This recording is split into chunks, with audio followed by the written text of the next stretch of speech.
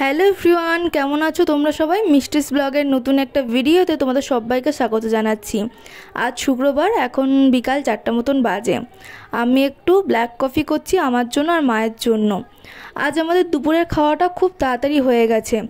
কালকে তো জন্মাষ্টমী, একটু পরেই আমরা বাজারে বের হব সব কিছু কেনাকাটার জন্য, তাই ভাবলাম যাওয়ার আগে একটু কফি খেয়ে যাই। আমরা ভেবেছিলাম দুপুরের দিকেই চলে যাব বাজারে কেনাকাটা করতে, সন্ধ্যার দিকে খুব ভিড় হবে।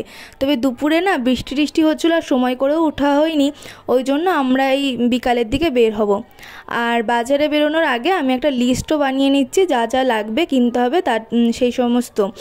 তো এই যে লিস্টটা আমি বানাচ্ছি, এই মুদিখানার জিনিসপত্র এগুলো সবই আমার পাপা আনবে, আর আমি আর মা যাব ফল বাজার করতে, ফুল টুল এগুলো কিনতে। তো মুদিখানা যা যা লাগবে সমস্ত কিছু আমি আলাদা করে লিখে পাপার কাছে দিয়ে দেবো।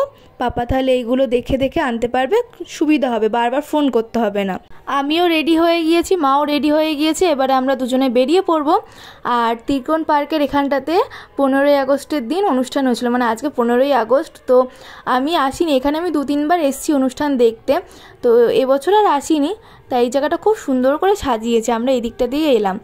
এবারে আমরা বাজারে যাব। প্রথমে আমরা ফল বাজারটা করে নেব, যা যা ফল টল লাগবে, 5 রকম ফল, তো সেগুলোই কিনে নেব। তো এখান থেকে আপেল নিলাম, শসা নিলাম, পেয়ারা নিলাম, নাশপাতি, তো যা যা লাগার সেগুলো নিয়ে নিয়েছি। ফল বাজার আমাদের হয়ে গিয়েছে।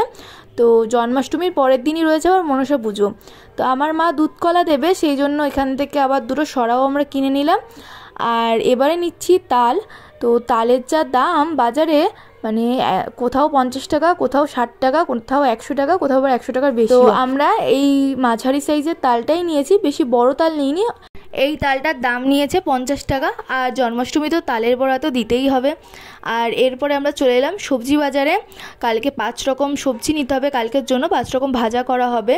তো তার জন্য এখান থেকে আমরা নিয়ে নিলাম পটল, বেগুন, কলা আর পেঁপেও নিয়েছি। সবজি বাজার আমাদের হয়ে গেছে।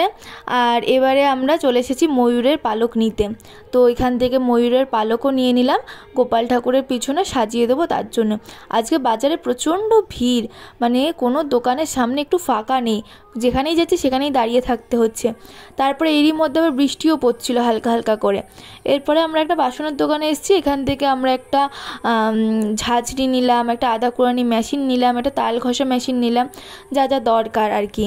তারপরে ফুল কিনে নিলাম, তারপরে নিয়ে নিলাম পাতা প্রসাদ দেওয়ার জন্য। আর এবারে এসেছি আরও একটা ফুলের দোকানে, এখানে আগে আমি যাওয়ার সময় দেখে গিয়েছিলাম মুটুক বানাতে। তো আমাদের গোপাল ঠাকুরের জন্য এখান থেকে একটা মুটুক নেব। আর আমাদের তো 2টো গোপাল, একটা বড় গোপাল, একটা ছোটো গোপাল। ছোটো গোপালটার জন্য না পেলাম না, কারণ 0 সাইজ একদমই পাওয়া যাচ্ছিল না, তো আমি একটা নিয়েছি আমাদের বড় গোপালের জন্য। আমাদের সব কিছু কেনাকাটা হয়ে গেছে। মিষ্টির দোকান থেকে একটু মিষ্টিও নিয়ে নেবো কালকে পুজোর জন্য, মানে সকালে পুজোর জন্য। আর রাতে নিতে গেলে নষ্ট হয়ে যায়, তো কালকে রাতেরটা ভাই পরে নিয়ে যাবে। তো এখান থেকে মিষ্টিও নেওয়া হয়ে গেছে, এখানে অনেক রকমের মিষ্টি ছিল। বাড়িতে এসে সন্ধ্যা দিয়ে গোপালকে আমি শয়নেও দিয়ে দিয়েছি, সমস্ত ঠাকুরের ফুল টুল তুলে দিয়েছি। বাজার থেকে আসার সময় সন্ধ্যেবেলাতে খাওয়ার জন্য সিঙ্গারা নিয়ে এসেছিলাম, তো এখন সিঙ্গারাটাই খাচ্ছি। সিঙ্গারাটার সাইজটা খুব বড় আর খেতেও ভীষণ সুন্দর, আর এই চাটনি দিয়ে খেতে আমার ভীষণ ভালো লাগে। আজকের ব্লগটাও তাহলে এখানে শেষ করছি। ভালো লাগলে অবশ্যই লাইক, কমেন্ট আর শেয়ার করে দিও।